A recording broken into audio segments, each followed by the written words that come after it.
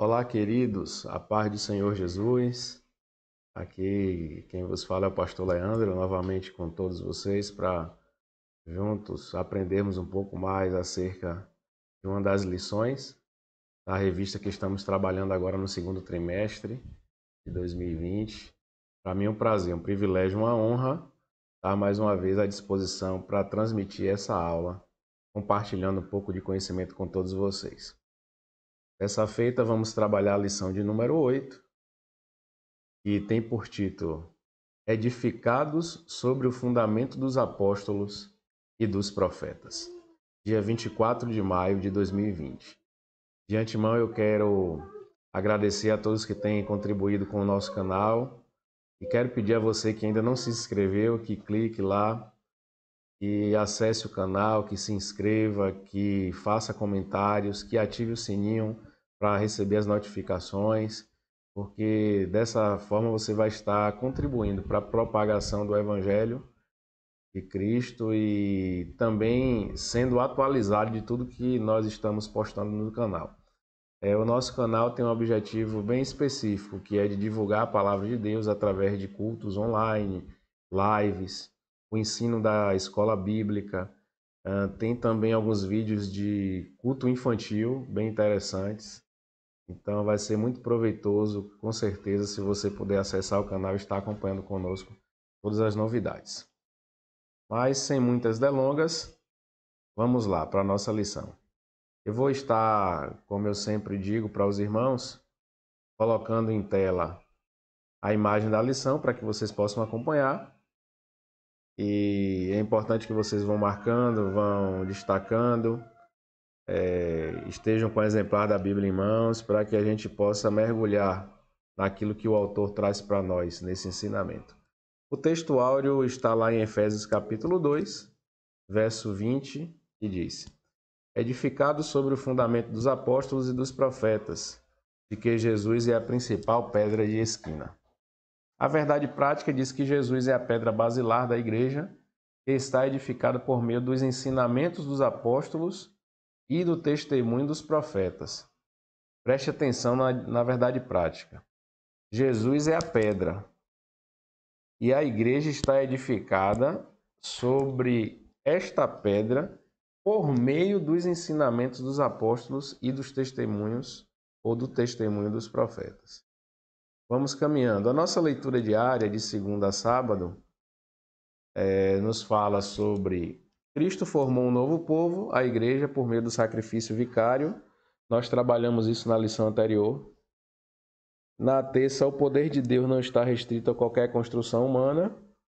Na quarta, Deus não habita em templo feito por mãos humanas.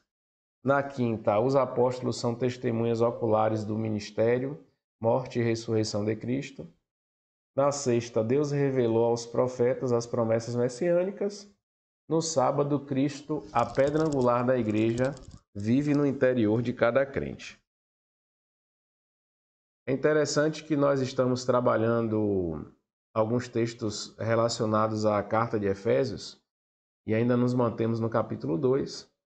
Mas perceba, irmão, só chamando a sua atenção, as lições são todas linkadas, relacionadas. Então, à medida que nós vamos avançando no conteúdo delas, nós também vamos nos reportando a coisas que falamos em lições passadas para que haja uma compreensão abrangente, para que a gente não perca o fio da meada. Então, se você acompanhou a lição anterior, tem alguns conceitos que você já tem claro na mente que vai ajudar no decorrer da lição de hoje.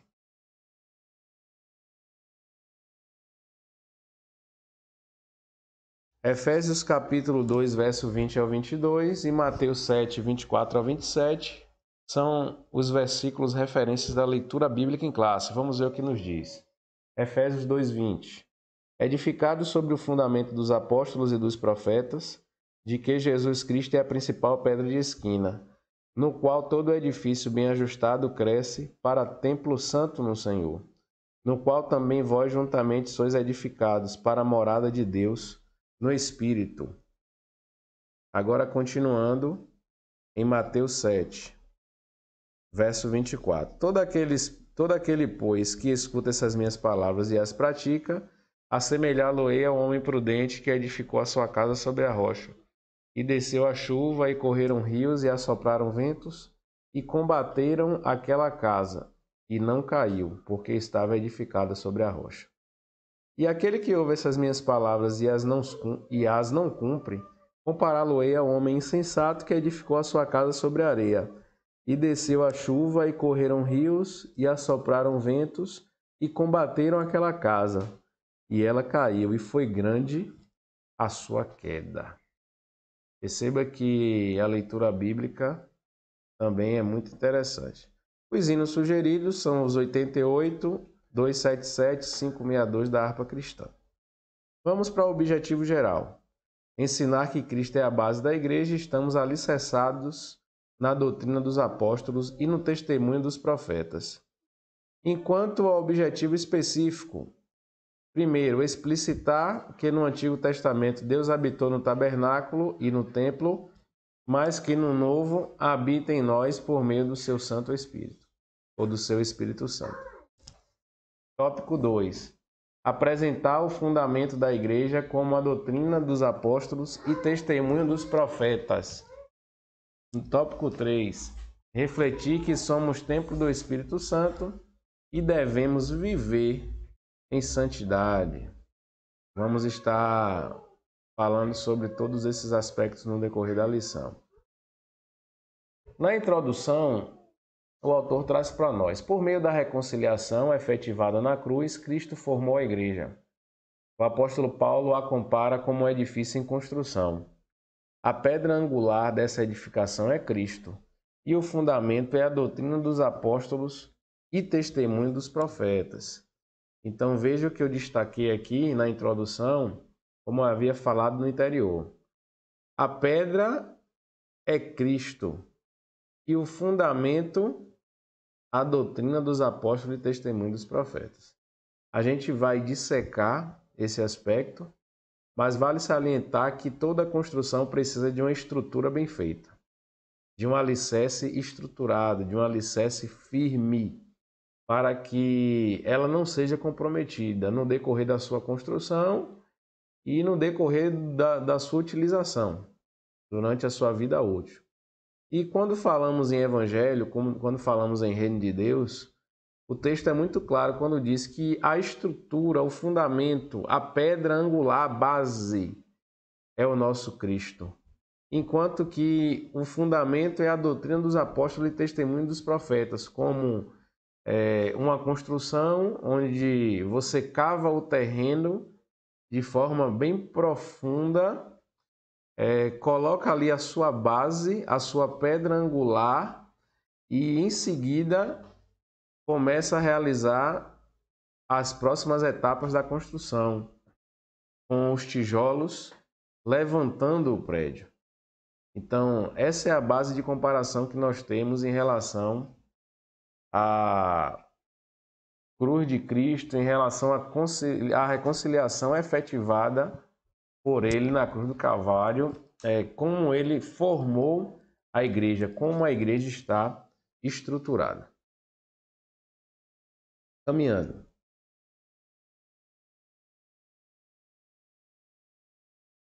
Assim, há o propósito divino de que sejamos o templo do Senhor, a morada do Altíssimo. Nesta lição estudaremos cada um desses aspectos. Aí vamos para o tópico 1, um edifício espiritual. O santuário judeu, subtópico 1. Tópico 1, subtópico 1, o santuário judeu.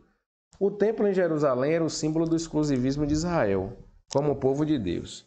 Primeiro livro dos Reis, capítulo 8, verso 16 ao 20. Eu destaquei esse texto. Nós iremos ler aqui no nosso exemplar da Bíblia Sagrada. Eu quero que você acompanhe comigo, por gentileza. Primeiro livro dos Reis, capítulo 8, verso 16 ao 20. Veja o que nos diz o texto. Desde o dia em que eu tirei o meu povo de Israel do Egito, não escolhi cidade alguma de todas as tribos de Israel para edificar alguma casa, para ali estabelecer o meu nome. Porém, escolhi a Davi para que governasse sobre o meu povo de Israel. Também Davi, meu pai, propuseram em seu coração ou edificar a casa ao nome do Senhor, o Deus de Israel. Porém o Senhor disse a Davi, meu pai: porquanto propuseste no teu coração o edificar casa ao meu nome, bem fizeste em propor no teu coração. Todavia tu não edificarás esta casa, porém teu filho, que descender de ti, edificará esta casa ao meu nome. Assim confirmou o Senhor a sua palavra que tinha dito, porque me levantei em lugar de Davi, meu pai, e me assentei no trono de Israel, como tem dito o Senhor, e edifiquei uma casa ao nome do Senhor, o Deus de Israel. Então são palavras de Salomão acerca da construção do templo de Jerusalém, porque Davi, seu pai, intentou no seu coração fazê-lo, mas Deus não permitiu, alegando que Davi foi um homem que derramou muito sangue nas guerras. Então, essa comissão foi dada a Salomão, filho de Davi. E Salomão cumpriu as orientações do pai, provenientes de Deus, e realizou a construção do templo do Senhor em Jerusalém. O fato do templo estar em Jerusalém trouxe para os judeus uma expectativa muito forte acerca da presença de Deus, porque, como eu trabalhei na lição anterior, os judeus tinham uma característica muito grande de exclusividade. Então, o fato do templo estar ali fazia com que eles interpretassem que Deus estaria com ele em detrimento do que eles fizessem, o que não é uma verdade. Deus o tempo inteiro cobrou obediência para os judeus. E quando os judeus desobedeciam, a gente percebe pelo panorama bíblico que Deus permitia com que a punição viesse. É tanto que em um episódio o profeta Isaías se coloca no templo do Senhor para profetizar para o povo, dizendo: não vos fieis em palavras vãs, dizendo: o templo do Senhor é esse. Porque as pessoas, por confiarem no fato do templo estar ali, queriam viver conforme bem entendiam. E o chamado de Deus não era para isso, o chamado de Deus era para a santidade, o chamado de Deus era para a obediência. O simples fato do templo estar ali não garantia para eles que Deus estaria aprovando as suas atitudes. Por isso Deus usou profetas para denunciar. Deus usou profetas para interferir nessa situação. Então o texto que nós lemos se remete à construção desse templo, que foi feito em Jerusalém como lugar de adoração a Deus. Era um símbolo. Vamos lá. A proibição dos estrangeiros acessar o templo era um motivo de inimizade entre judeus e gentios. Trabalhamos também na lição anterior. A gente falou acerca do capítulo de Atos, onde o apóstolo Paulo é acusado de tentar inserir um grego na parte interior das muralhas do templo. E os judeus se revoltaram e tentaram até tirar a vida de Paulo por conta disso, do apóstolo Paulo. Ao reconciliar ambos os povos, Cristo aboliu as leis cerimoniais, desfez a inimizade entre eles e formou uma nova humanidade, a Igreja. Assim, o templo judaico perde sua relevância e um novo conceito de santuário é apresentado. Então, um pouco disso foi trabalhado também. Eu falei sobre as leis morais, as leis civis e as leis cerimoniais. E Cristo, com a concretização do seu projeto de salvação, ele aboliu as cerimônias, porque as cerimônias eram sombras das coisas futuras, ou seja, sombra daquilo que iria acontecer quando Cristo se revelasse para implementar a igreja.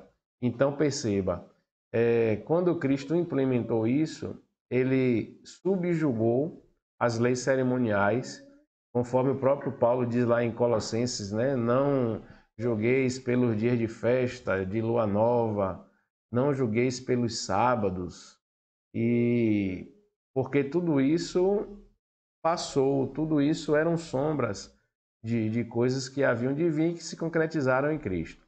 Então nós comentamos um pouco disso na lição passada e falamos também acerca da inimizade que havia entre judeus e gentios e que isso foi desfeito porque Cristo em si reconciliou os povos para criar uma nova identidade. Que identidade era essa? A identidade da igreja.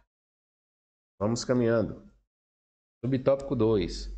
O santuário cristão. Os que pertencem a Cristo são comparados a um edifício onde Deus habita e espírito. O ensino apostólico lembra Salomão quando este reconheceu que o templo em Jerusalém não poderia conter a Deus e reafirma a instrução de Estevão, em que o Altíssimo não habita em templos feitos por mãos de homens. Ainda no primeiro livro dos Reis, capítulo 8, verso 27, a palavra de Deus nos traz algo interessante. Diz assim, ó, na verdade, Salomão, em sua oração, ele o faz em tom de pergunta, né? Mas, na verdade, habitaria Deus na terra? Eis que os céus e até o céu dos céus não poderiam te conter, quanto menos essa casa que eu tenho edificado. Então perceba que nesse texto de 1 Reis, capítulo 8, verso 27, Salomão explicita de forma muito clara que Deus não está restrito a um templo físico. Ele é maior que o universo. Ele caminha sobre a terra, sobre os montes. Ele segura o globo na palma das suas mãos. Então esse Deus não pode ser contido no templo. O templo era um símbolo da presença, um lugar onde Deus manifestava um pouco da sua glória para demonstrar que ele estava atento às orações que fossem feitas naquele lugar, assim como ele mesmo disse no segundo livro das Crônicas, capítulo 7, verso 14, né? Se o meu povo que se chama pelo meu nome se humilhar, orar, buscar a minha face, se arrepender dos seus maus caminhos, então eu ouvirei do céu, perdoarei os seus pecados, sararei a sua terra. E alguns versículos anteriores, ele havia dito para Salomão que os seus ouvidos e olhos estariam atentos às orações feitas naquele lugar, porque o templo seria um lugar de referência. Mas não significa que Deus estaria restrito às paredes do templo, de forma alguma. Então precisamos ter uma leitura, uma interpretação mais abrangente acerca desse aspecto. Continuando. Desse modo, os crentes, judeus ou gentios, tornaram-se o templo onde o Espírito de Deus habita. 1 Coríntios 3,16. O texto é claro, que fala que nós somos templo do Espírito Santo. Em que eles são pedras vivas em um edifício espiritual. 1 Pedro 2,5. Eu também listei esse texto para ler para os irmãos, para que possamos meditar acerca daquilo que diz o apóstolo Pedro. 1 Pedro, capítulo 2, verso 5. Veja o que nos diz.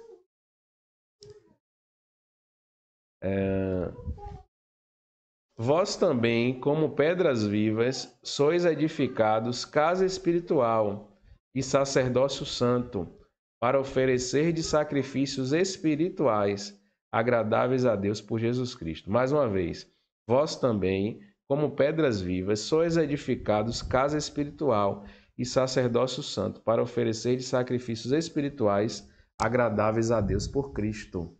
Então Pedro se refere a nós, que somos pedras vivas, que fazem parte da composição do edifício. Eu, você, nós, como igreja, reunidos, somos pedras utilizadas para a edificação. O Espírito Santo habita dentro de nós. A imagem de templo, espiritualmente falando, está associada ao ser humano e aceita o sacrifício de Cristo e se torna participante do seu reino. Deus passa a habitar no nosso coração, dentro de nós. Lembra também do que comentei acerca da circuncisão há 2 lições atrás? Que a circuncisão não é mais no corpo, exteriormente falando, mas é no coração, quando a palavra de Deus está enxertada em nós, gravada em nossos corações, pelas próprias mãos de Deus, através do seu Santo Espírito. Continuando, subtópico 3, a pedra angular. Na arquitetura antiga, a construção de edifício, aqui é uma ilustração acerca do que eu falei na introdução. Na arquitetura antiga, a construção de um edifício requeria uma pedra angular. Ela é traduzida como a pedra mais importante, ou a pedra principal. Ela era posta no canto do prédio para sustentar o alicerce, firmar e unir toda a estrutura e manter as paredes em linha certa. Para que se tenha uma ideia dessa dimensão, em uma das escavações no local do templo em Jerusalém, foi encontrado um monólito com cerca de 12 metros de comprimento. Então perceba que o autor traz uma ilustração arquitetônica para que possamos entender a estrutura das construções. O subtópico 4, Cristo é a pedra principal. A identificação de Cristo como a pedra angular remonta à profecia messiânica, em que a pedra rejeitada tornou-se cabeça de esquina, como é profetizado lá em Salmo 118, 22. Ele mesmo afirmou ser a cabeça de esquina. Marcos, capítulo 12, verso 10, palavras do próprio Cristo, né? Assim como também os apóstolos testificaram ser Cristo a pedra principal. Portanto, a pedra angular deste novo santuário é o próprio Cristo. No Sermão do Monte aprendemos que o homem prudente edifica sua casa sobre a rocha, que é Cristo Jesus. 1 Pedro 2,7, está aqui pertinho da outra referência que eu li, diz assim, ó, e assim para vós os que credes é preciosa, mas para os rebeldes, a pedra que os edificadores reprovaram, essa foi a principal da esquina. 1 Pedro 2,7, né? Os edificadores reprovaram a pedra que foi a principal de esquina. E vamos lá para Marcos, capítulo 12, verso 10, que foi um texto que eu listei aqui. É interessante ler essa referência também. Se vocês ouvirem um som de criança ao fundo, é meu filhote, viu? Que ele está em casa esse período de quarentena e a gente tem que se desdobrar aqui para quem tem filho pequeno. O meu tem 5 anos. Sabe o quanto difícil conter, né? A gente tem que gastar a energia deles durante o dia inteiro, para que à noite também eles possam dormir no horário. Tem esse aspecto, né? Ainda que precisa ser observado. Vamos lá. Marcos 12, 10. Ó. Ainda não lestes a escritura? A pedra que os edificadores rejeitaram, esta foi posta por cabeça da esquina. Palavras de Jesus. Então, o próprio Jesus se autodenominou como a pedra rejeitada, mas que era a base da construção. Então, quando nós lemos a Bíblia, irmãos, é interessante porque a Bíblia se explica pela Bíblia. Você percebe no Antigo Testamento o anúncio sendo feito através das profecias e a concretização se realizando no Novo Testamento. E nós hoje somos testemunhas de tudo isso que se cumpriu, que se concretizou, porque a Bíblia não falha. Ela mesmo diz, pode passar céu e terra, mas as palavras do Senhor jamais hão de passar. Vamos continuar.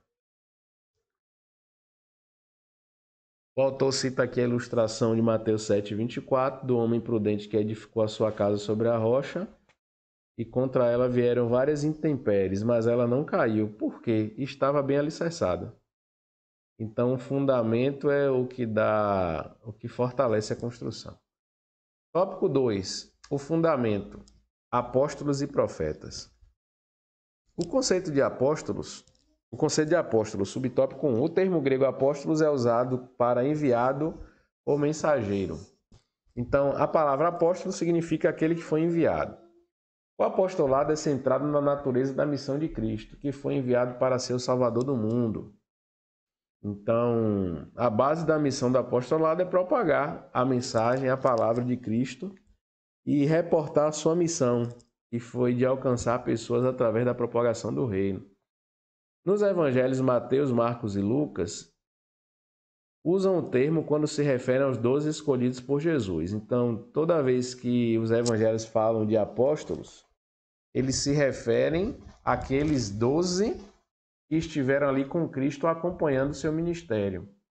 Hoje há até uma controvérsia, né, acerca de algumas pessoas que usam o termo apóstolo como dom ministerial, porque muitos afirmam que o apostolado ele está restrito àqueles 12 que viram a Cristo e o próprio apóstolo Paulo que foi agregado depois, mas que também viu Cristo, né, no caminho de Damasco e teve seu ministério ali confirmado pelo Senhor Jesus. Ele foi comissionado pelo próprio Jesus. Eu ouvi uma curiosidade que eu achei interessante. O apóstolo escolhido para substituir Judas, que traiu Jesus, foi Matias. E depois da escolha de Matias, a Bíblia nunca mais fala dele. Que curiosidade! Será que Matias se omitiu? Será que Matias não conseguiu desenvolver um papel relevante? Será que Matias não conseguiu entender a natureza da missão? A Bíblia não diz, mas também a Bíblia não cita ele mais em lugar nenhum. Já em relação ao apóstolo Paulo, podemos observar a proeminência, a expansividade, os resultados do evangelho que ele pregou, o evangelho de Cristo, do ministério que ele abraçou, assumiu e desenvolveu. Então perceba, né, a essência do apostolado está em ser comissionado diretamente pelo próprio Cristo, ter contato com o próprio Cristo, desempenhar um papel proeminente em relação ao reino. Então eu não quero entrar na polêmica sobre o que podemos considerar apóstolo hoje, mas eu prefiro ficar também com os limites da Bíblia, que dão referências sobre apóstolos em relação àqueles que estiveram e foram comissionados diretamente por Cristo. Eles foram testemunhas oculares do ministério, morte e ressurreição de nosso Senhor. Assim, Paulo também foi chamado pelo próprio Senhor para ser apóstolo. Recapitulando o que eu falei. 1 Coríntios 15, 8 e 9 e Romanos 1. Deixa eu ler aqui. Em Romanos, Paulo fala acerca desse comissionamento, quando ele começa a carta dizendo: Paulo, servo de Jesus Cristo, chamado para apóstolo, separado para o evangelho de Deus. Então, Paulo foi chamado para apóstolo pelo próprio Cristo. Aos apóstolos foi confiado o ministério da palavra, com o compromisso de instruir a igreja. Atos 6, do 2 ao 4. Eu quero ler também essa referência de Atos, irmãos, porque dá uma ideia muito clara acerca da função dos apóstolos, do que é o apostolado. Atos 6, do 2 ao 4. Veja o que diz. E os 12, perceba, e os 12, quem eram os 12 que acompanhavam Jesus, Convocando a multidão dos discípulos, disseram: Não é razoável que nós deixemos a palavra de Deus e sirvamos às mesas. Escolhei, pois, irmãos, dentre vós, 7 varões de boa reputação, cheios do Espírito Santo e de sabedoria, aos quais constituamos sobre este importante negócio. Mas nós perseveraremos na oração e no ministério da palavra. Ou seja, os discípulos foram bem claros. Servir à mesa também é muito importante, mas não compete a nós. Vamos escolher homens para fazer isso. E nós nos dedicaremos ao ministério da oração e da palavra. Nós perseveraremos na oração e no ministério da palavra. Então, ao apóstolo está delegado ministrar a palavra, anunciar o evangelho, alcançar vidas. Quando você olha para a Bíblia e percebe a trajetória do apóstolo Paulo, você identifica claramente o perfil do apóstolo. Homem de oração e que propagava o evangelho incessantemente, fazendo com que o reino de Deus se expandisse por todas as regiões às quais ele pôde alcançar. Essa era a função do apóstolo. Para isso, o apóstolo foi constituído e comissionado. E a Bíblia é muito clara quando nos fala acerca disso. Vamos continuar. Os apóstolos são aqueles, nesse aspecto, os apóstolos são aqueles que foram comissionados por Cristo para a igreja primitiva e a mensagem de Cristo, o fundamento. Subtópico 2, a doutrina deles, dos apóstolos. Embora não se possa dissociar ou desassociar das pessoas o ofício que ocupavam, o que constitui o fundamento da igreja não são os apóstolos em si, mas a doutrina que eles ensinavam, ou seja, as escrituras. Então, a Bíblia fala a respeito disso porque o fundamento não são os apóstolos, mas a doutrina que os apóstolos pregavam, porque é a doutrina de Cristo, é aquilo que Cristo trouxe. Ou seja, a doutrina é a própria palavra e Cristo é a palavra. Porque é o verbo. Porque Cristo é o verbo, é o Logos de Deus, é a palavra. Então esse é o fundamento, a doutrina dos apóstolos, que é a palavra, que é Cristo. Lembra do Evangelho de João, capítulo 1? No princípio era o verbo, Logos. E o verbo estava com Deus e o verbo era Deus. Então Jesus é a palavra que estava no princípio com Deus. E essa palavra é a própria doutrina dos apóstolos. Continuando, os apóstolos receberam a doutrina diretamente de Cristo. Aqui tem as referências. Romanos, 1 Timóteo, 2 Pedro. Assim, como não se pode mexer na pedra angular depois de colocado o alicerce, então veja a figura da construção, né? O prédio está construindo, não há como mexer mais na base. É inviável. Igualmente, o fundamento da igreja não pode ser violado. Isso aqui é muito forte, irmãos. Acerca disso, o Senhor Jesus asseverou: as minhas palavras não hão de passar. O autor cita a Bíblia de Estudo Pentecostal, que é uma Bíblia muito boa, eu estou até com ela aqui em mãos, que ela ratifica que a revelação dos apóstolos, conforme temos no Novo Testamento, nunca pode ser substituída ou anulada por revelação, testemunho ou profecia posterior. Aqui eu abro um parêntese para falar para você, irmãos, que a experiência pessoal não pode suplantar o que diz a Bíblia. Nós temos que estar submetidos à palavra, à Bíblia. E o que é a Bíblia? Aqueles textos que foram deixados para nós referentes ao Antigo e ao Novo Testamento. Porque são a base. O edifício já está construído, que é a igreja. Não há como mexer na base. Paulo diz lá em Gálatas: ainda que venha um anjo do céu trazendo uma nova revelação, que seja anátema, ou seja, maldição, porque o fundamento já está estabelecido. E em relação às experiências particulares, não servem de base de doutrina. Elas têm que se submeter ao que diz a palavra, ao que diz a Bíblia. Então tenhamos muito cuidado em relação a isso. Precisamos estar fundamentados na palavra e somente na palavra. Subtópico 3. O testemunho dos profetas. Então a gente passa de apóstolos para profetas. A palavra grega profetes significa proclamador, aquele que anuncia, né? Intérprete da revelação divina. A ordem da frase em Efésios 2:20, apóstolos e profetas, indica tratar-se dos profetas da igreja e não os do Antigo Testamento. Mais adiante, Paulo assegura que a compreensão do mistério que no passado estivera oculto, de que os gentios tinham igual posição no corpo de Cristo e eram participantes das promessas, foi revelado pelo Espírito aos profetas no Novo Testamento. Assim, os profetas neotestamentários, ou seja, que fazem parte do Novo Testamento, e falaram inspirado pelo Espírito Santo, perfazem o alicerce da Igreja de Cristo. 2 Pedro, capítulo 1, verso 21. Eu quero ler para você. Vamos ver o que Pedro diz? Na sua segunda carta, capítulo 1, verso 21. Olha lá o que diz o texto. Eu vou ler a partir do verso 20. Sabendo primeiramente isto, que nenhuma profecia da Escritura é de particular interpretação. Ou seja, a profecia diz o que ela quer dizer. Não compete a mim interpretar o meu modo. Eu preciso interpretar de acordo com aquilo que foi dito. O sentido é direto, claro, cristalino. Sabendo primeiramente isto, que nenhuma profecia da Escritura é de particular interpretação, né? Reafirmando.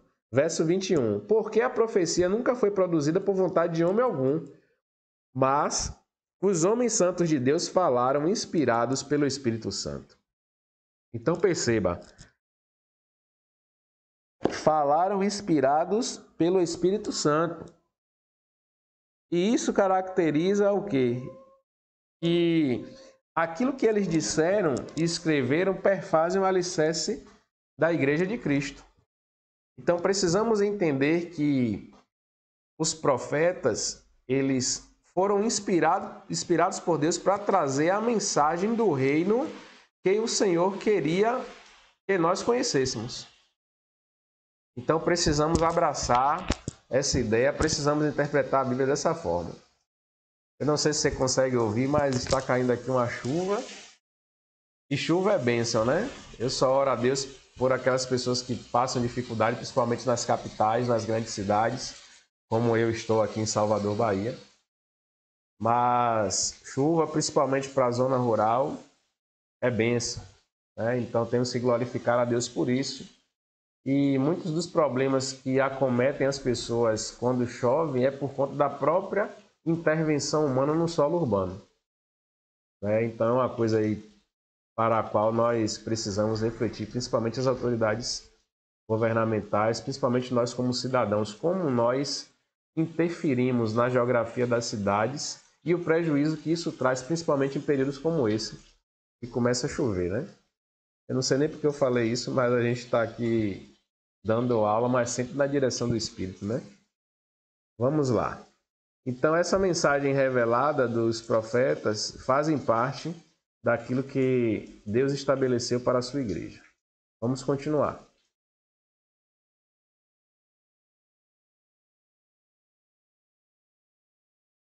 Tópico de número 3. Edificados para a morada de Deus.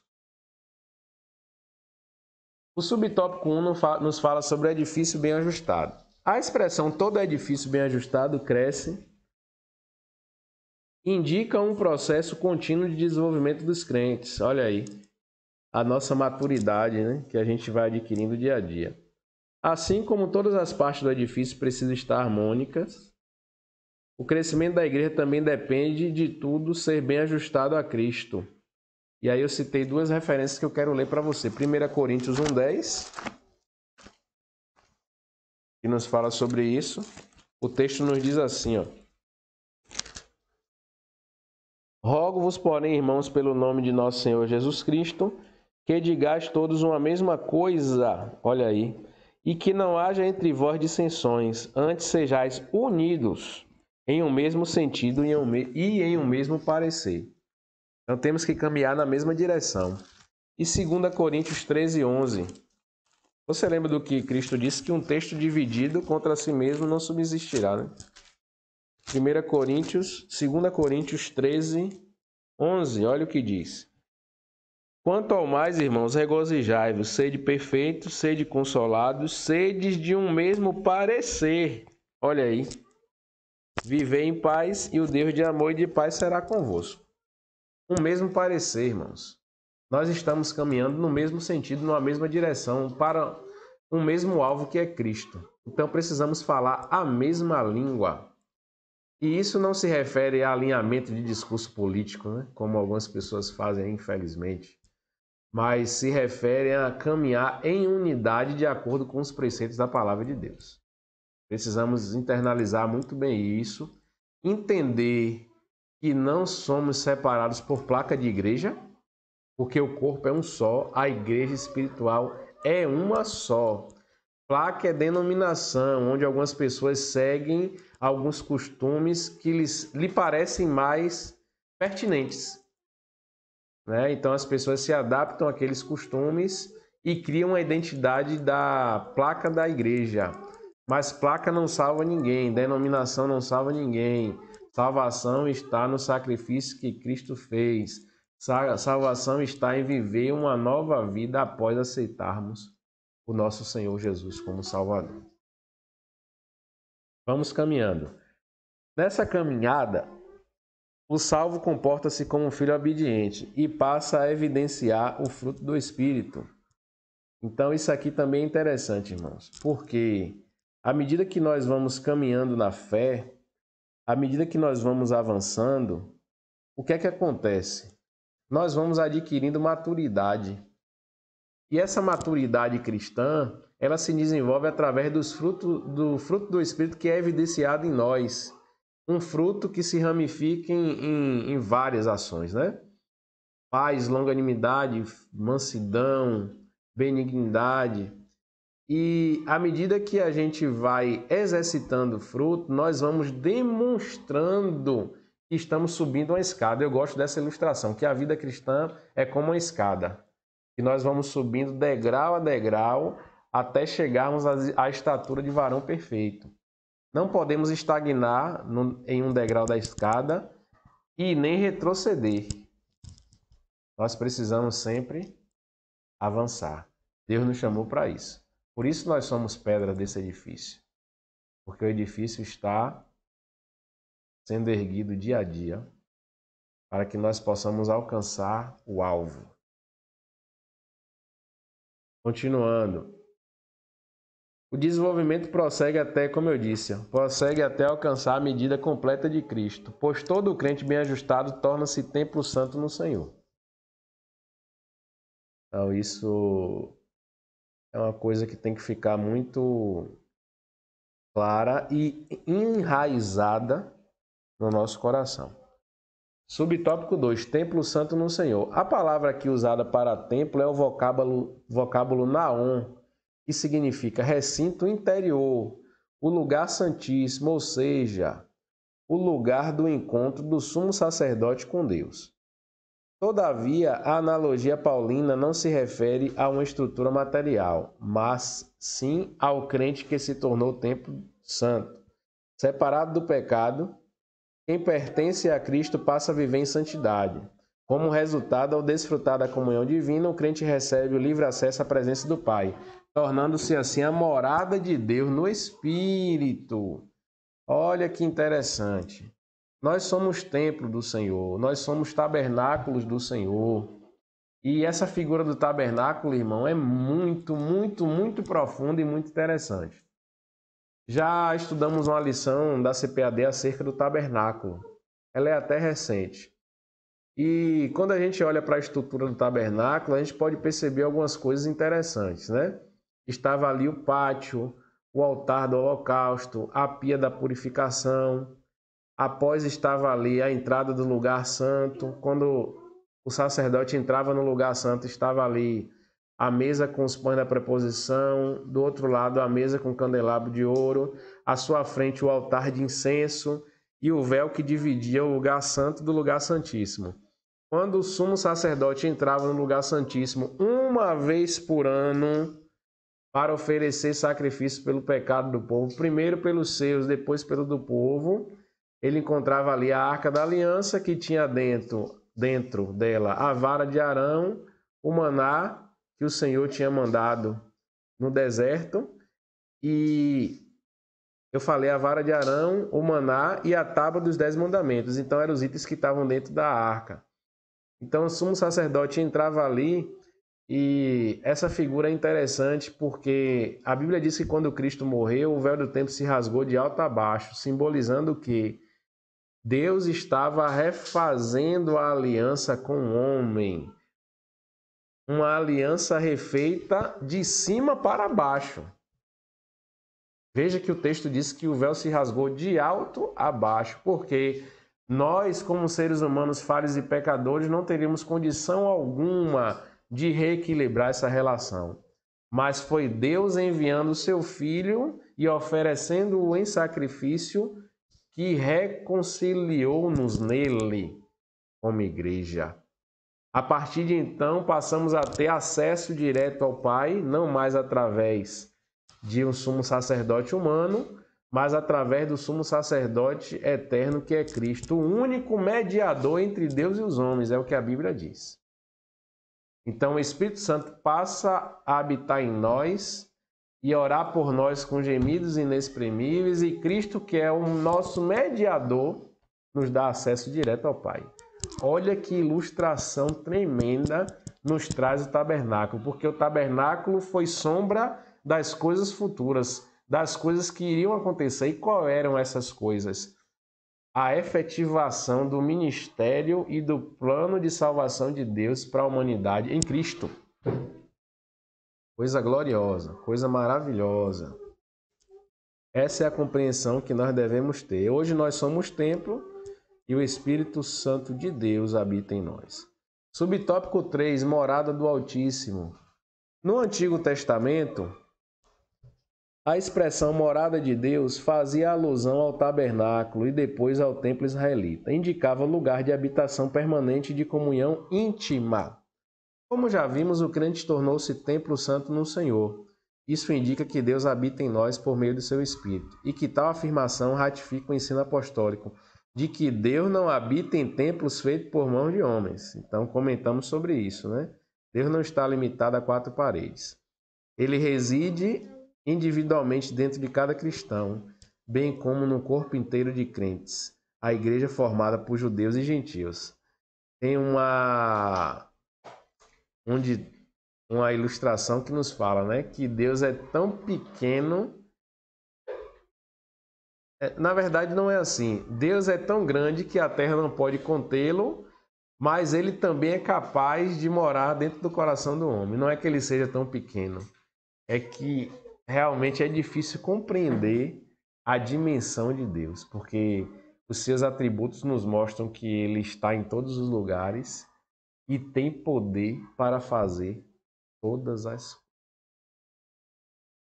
É tremendo, é tremendo.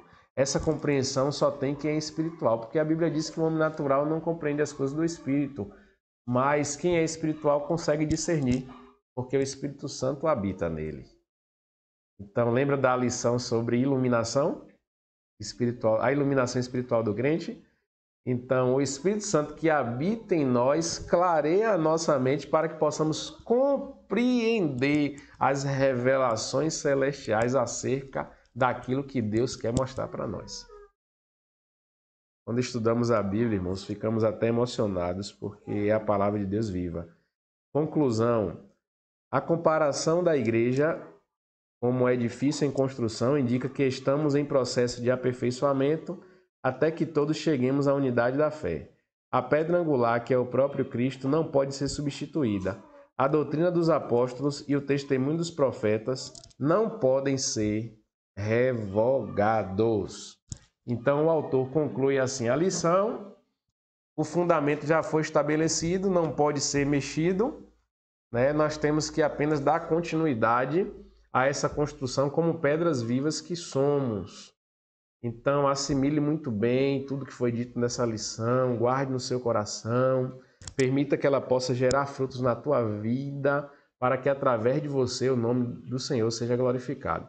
Quero te agradecer mais uma vez pela oportunidade, quero te agradecer mais uma vez pela sua atenção, por estar comigo, compartilhando desse ensinamento. Que Deus abençoe a sua vida, a sua família, e que através de você muitas vidas possam ser alcançadas pelo Senhor. Irmãos, eu estou com um projeto no canal que é um devocional diário, conectados com os céus, é uma palavra que produz vida. O projeto Dia com Deus constitui-se na explanação de um texto bíblico e de uma oração num tempo muito curto, de no máximo 3 minutos. Eu tenho publicado diariamente no canal do YouTube. Então, se você deseja fazer um devocional junto comigo, pode acompanhar lá, porque às 6 da manhã já está postado. É para você começar o seu dia já meditando na palavra. E eu peço também que você compartilhe com as pessoas para que nós possamos alcançar um número mais abrangente de vidas e a palavra do Senhor continue sendo propagada. Que Deus te abençoe. Até a próxima lição. Muito obrigado.